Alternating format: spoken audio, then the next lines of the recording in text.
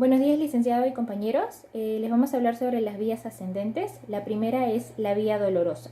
Esta se encarga de conducir el impulso doloroso hacia la corteza somatosensorial para percibirla como tal. Entonces, empieza desde el receptor específico del dolor, que son las terminaciones nerviosas libres. Desde aquí se va a tener contacto con la primera neurona. Va a transducir la sensación de dolor en impulso nervioso. Y es aquí donde la primera neurona viaja hasta el asta gris posterior en la lámina 2 de Rexet, la sustancia gelatinosa.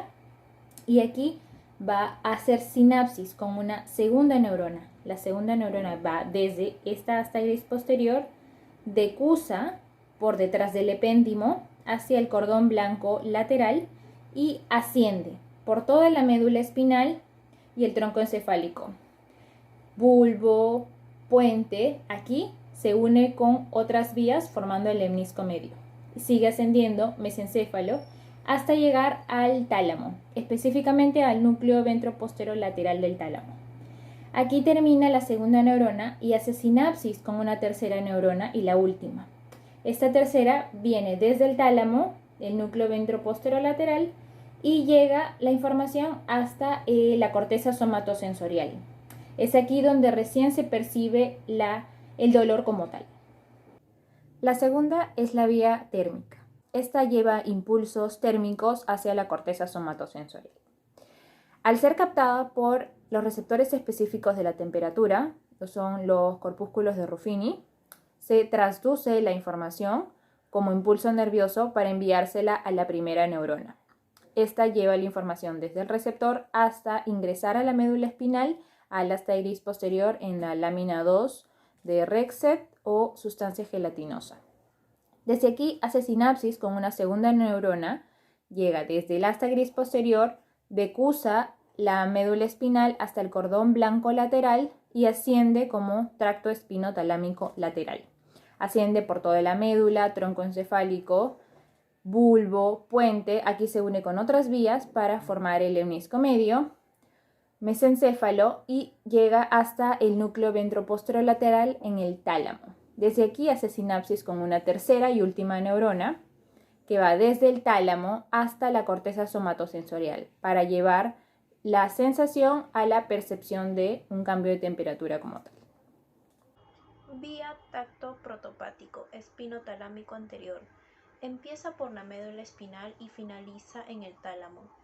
La vía espinotalámica anterior tiene como función el tacto y la presión. Los receptores son el disco de Merkel, corpúsculo de Meissner y las terminaciones periquiales.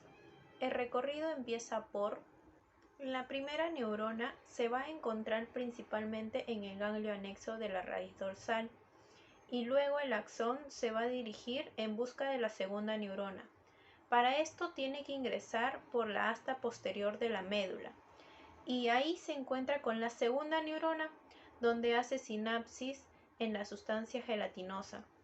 Después el axón de la segunda neurona va ascendiendo por el bulbo, la protuberancia y el mesencéfalo hasta llegar al tálamo.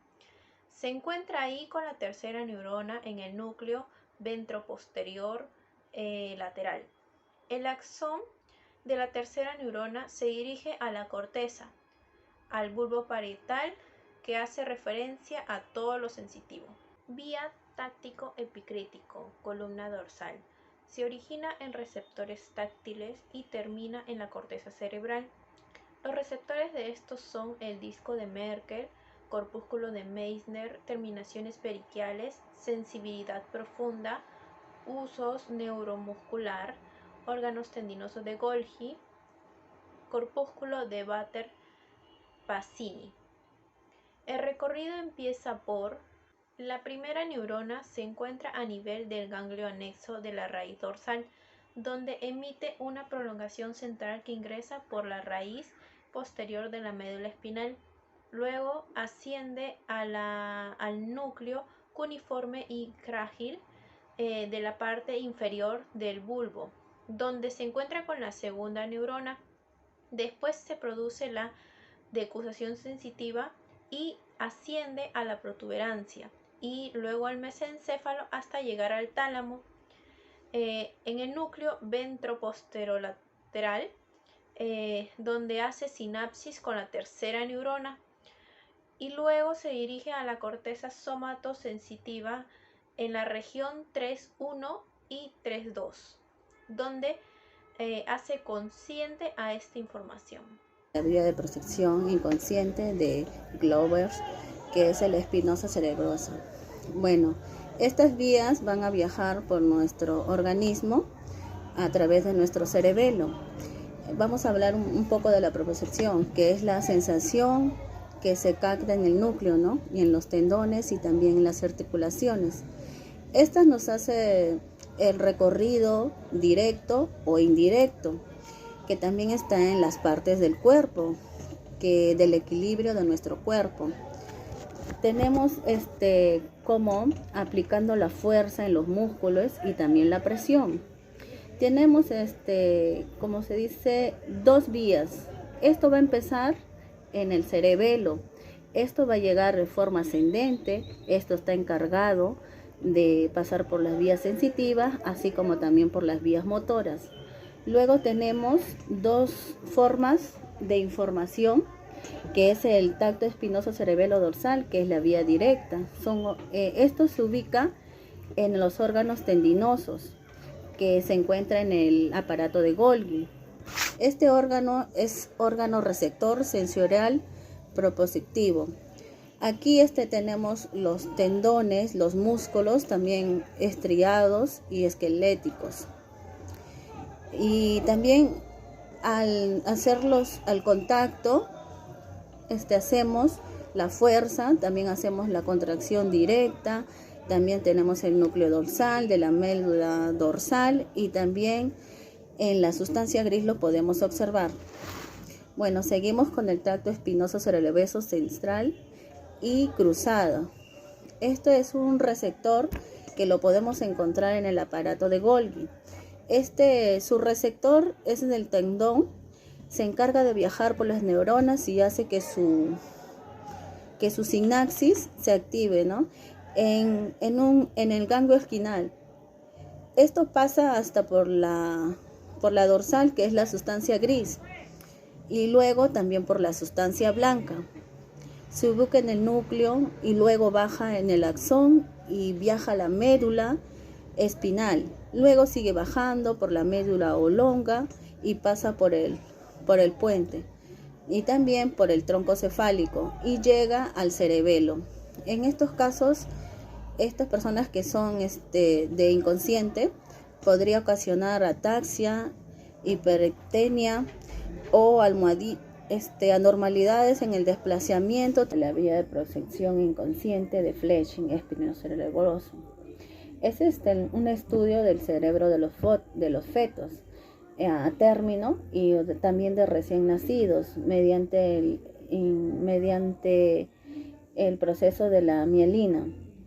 Esto se encuentra localizado en el cerebro, ¿no? Esta se mieliniza, también tiene un orden, que es lo que sucede, que parece reflejar el orden evolutivo de los mamíferos y de los menores complicados, ¿no? En esto tenemos tres aspectos. Tenemos una zona productiva de mielina, que es a temprano, ¿no? Que es incluyendo que tenemos la motora, tenemos el visual, también tenemos la somatosensorial. Luego también tenemos los campos que están bordeando la zona de la mielina. Y también tenemos la zona de mielinización tardía, la cual también se asocia, y también esto está relacionado en la corteza cerebral, que está en la neurona. Esta neurona se mieliniza y esta está en la corteza prefrontal dorsal, ¿no? Dorsal lateral, que esto se ubica en la adolescencia y también en la adultez. Esta es una función que se ejecuta de manera directa o indirecta. Aquí también, eso también se realiza en el tracto espinoso dorsal, que es el trato de espinocerebros posteriores, que se encuentra en el fascículo de Fletching, también en el trato de Fletching. Esto es una perspectiva de información y receptores de los músculos esqueléticos y también las articulaciones. Y esto de acá también se refleja en el cerebro, ¿no? Así es, compañeros, voy a explicar sobre las vías propioceptivas conscientes. Estas consisten por 3 neuronas. La primera está ubicada en el nivel del ganglio, en el nivel espinal. La segunda está ubicada en el cuerpo dorsal de la médula. Su axón cruza la línea y la media para que luego ascendente por el tálamo. Y la tercera se ubica en el núcleo de los talámicos. A nivel de las vías se va desde el tacto descriptivo, sentido de la vibración y articular. Se considera fascículo grácil y cruciforme. El fascículo grácil se desciende al lado de toda la médula y el fascículo cuneiforme solamente es el segmento torácico. La información llega por el asta posterior, luego de pasar por el ganglio en la raíz dorsal. En este punto no se realiza sinapsis. A partir de allí, la médula espinal dirigirse por el cordón posterior, llegando a los núcleos de los fascículos grácil. Estos núcleos son ubicados en el bulbo raquídeo. En este punto se realiza sinapsis con la segunda neurona, que luego, ubicando el menisco medial. Este menisco medial va a realizar el recorrido puente y luego por el mesencéfalo y último llegará al tálamo, donde será sinapsis nuevamente con las neuronas que mandan mensajes. Una vez llegada ahí la información del cerebro, tiene conciencia de la información proveniente de esta vía. La importancia de las vías en neurorehabilitación es importante porque cada día vamos conociendo un poco más de nuestro cerebro, el cerebro del paciente, y es importante a nosotros tener conocimiento sobre estas vías para poder ver cuál va a ser el enfoque que nosotros hacemos y qué es lo que queremos nosotros tanto en corto tiempo o en largo tiempo con nuestro paciente para ganarle para que se pueda rehabilitar mucho más rápido y que se pueda hacer más útil el paciente a su familia y no depender mucho de la sociedad y el paciente no se frustre y se siente una carga para eso. Por eso nosotros tenemos que tener conocimiento sobre estas vías, repasar, ver en qué área se afectan y qué es lo que queremos lograr en cada área.